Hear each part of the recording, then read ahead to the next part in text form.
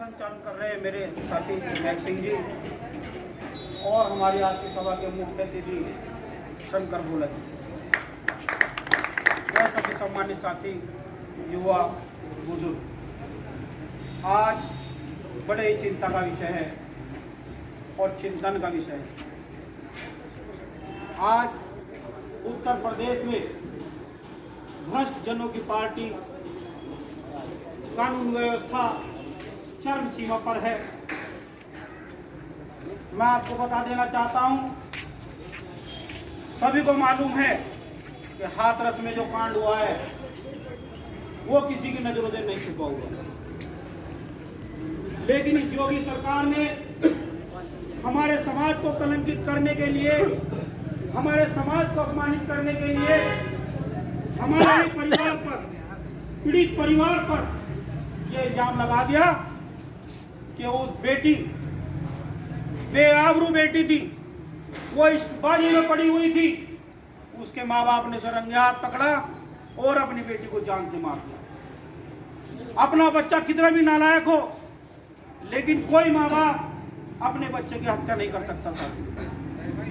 तो ये योगी सरकार जो बिना औलाद की बैठी हुई है, उसे ये नहीं पता कि मेरे शब्दों का जो वांट जा रहा है कि सरकार ने हिंदी रीति रिवाज को दरकिनार रखते हुए हमारी बहन बेटी का अंतिम संस्कार नहीं, उसको पेट्रोल डोल कर 2:30 बजे चला दिया गया। साथियों, अंतिम संस्कार इसलिए नहीं कहा जाएगा कि अंतिम संस्कार होता तो समाज के लोग वहां मौजूद होते, अंतिम संस्कार होता तो सुबह के टाइम होता, और अंतिम संस्कार होता तो उसको पेट्रोल डाल के नहीं जलाया जाता। साथियों, लेकिन योगी सरकार ने, इस ताना सरकार ने, डीएम ने, एसएसपी ने, एसओ ने, दरोगा ने, सब ने मिली भगत करके हमारी बेटी को जिंदा जलाने का काम किया था। एक रेप उन ठाकुरों ने किया था और दूसरा रेप इस भ्रष्ट जनों की पार्टी ने किया था। हमारे साथ हम अपनी बेटी को न्याय कैसे दिलाएंगे?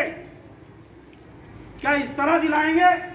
आज 11 तारीख में समाज के एक व्यक्ति ने आह्वान किया था कि आओ मेरठ से दिल्ली तक कूच करेंगे और उस नरेंद्र मोदी जो बेऔलाद बैठा हुआ है उसको दिखा देंगे कि वाल्मीकि समाज में कितना रोष है। लेकिन वहां देखा क्या? केवल 200 आदमी, और 200 आदमी वो आपके मुजफ्फरनगर से मौजूद थे। साथियों, मेरठ के आदमी नहीं थे। तो मैं बता देना चाहता हूं, आदमी अपने ही घर में कमजोर होता है, जिस तरह हम लोग भी अपने घर में कमजोर हैं। तो मैं आपसे आह्वान करना चाहता हूं कि अपने समाज का कोई भी नेता आपसे रिक्वेस्ट करे, वो केवल अपने परिवार के लिए नहीं, अपने समाज के हक की लड़ाई लड़ता है। लेकिन आप लोग क्या करते हैं? अरे तो नेता बनेगा, हमें तो अपना करना खाना है। लेकिन साथियों, बात बिल्कुल सही है, वो नेता बनेगा, लेकिन जब विधानसभा और लोकसभा में बैठेगा, आपके अधिकार, आपके आरक्षण की लड़ाई लड़ेगा। साथियों, जो SC/ST कानून हटा दिया गया था, वो किसके कारण हटा दिया गया था? क्योंकि हमारे समाज लोग उस लोकसभा में नहीं बैठे थे। अगर हमारे समाज के लोग उस लोकसभा में बैठते तो कहीं ना कहीं वो बिल पास नहीं होता। साथियों, लेकिन हमारे समाज ने, SC दलित समाज ने 1108 जातियां आती हैं इसके अंदर। 2 अप्रैल में सभी लोगों ने इकट्ठे होकर उस गूंगी बहरी सरकार को बता दिया कि वाल्मीकि समाज, दलित समाज गूंगा बहरा नहीं है, जो आप एक लाठी झांकते चले जाएंगे। आप लोगों ने आवाज उठाई, आपका SC/ST कानून जू का तू बना गया। साथियों,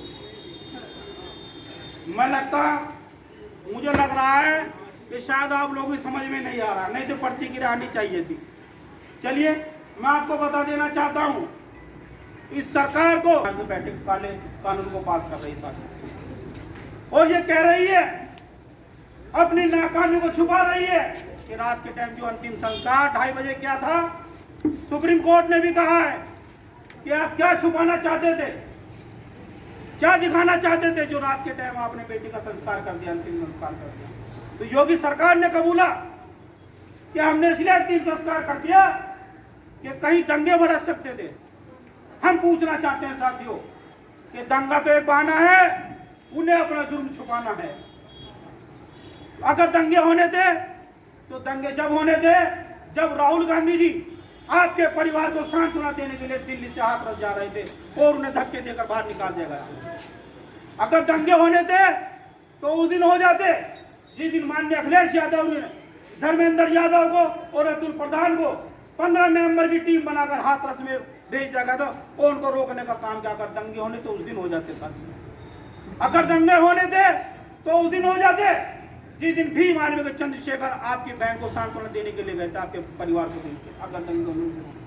अगर दंगे होने थे तो दंगे उस दिन हो जाते जिस दिन जैन चौधरी पर लाठी बरसाई जा रही थी साथियों।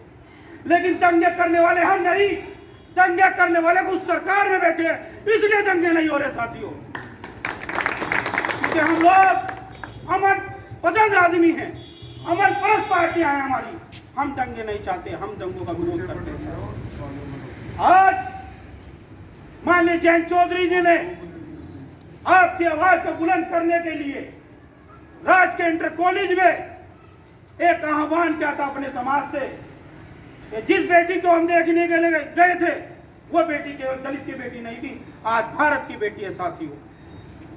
एक ऊंची जाति का व्यक्ति, जाट समुदाय का व्यक्ति जो एक पार्टी का राष्ट्रीय लेवल का लगेगा कि वाल्मीकि समाज गूंगा बहरा समाज नहीं है, ये वाल्मीकि समाज लाठी डंडे से हाँकने वाला समाज नहीं है, ये समाज बाबा साहब भीमराव अम्बेडकर के संविधान में चलने वाला समाज है। मैं कहना चाहूंगा कि सर झुकाओगे तो पत्थर भी देवता हो जाएगा, सर झुकाओगे तो पत्थर भी देवता हो जाएगा। इतना मत चाहो उसे, वो बेवफा हो जाएगा, वो बेवफा हो जाएगा। तो साथियों, हम ही वाल्मीकि समाज ने बीजेपी को अधिक वोट दी, हम लोग चिल्लाते रह गए कि साथियों ये आज तो हमें हिंदू बताकर वोट मांग रहे हैं, कल को जब हम अधिकार मांगे तो कहेंगे तुम दलित हो साथी। और आज देख लो, जब हमारी बहन की आबरू लूटी गई तो सभी अखबारों की सुर्खियों में क्या था कि वाल्मीकि समाज की बेटी का हत्या अपहरण करके रेप कर दिया गया।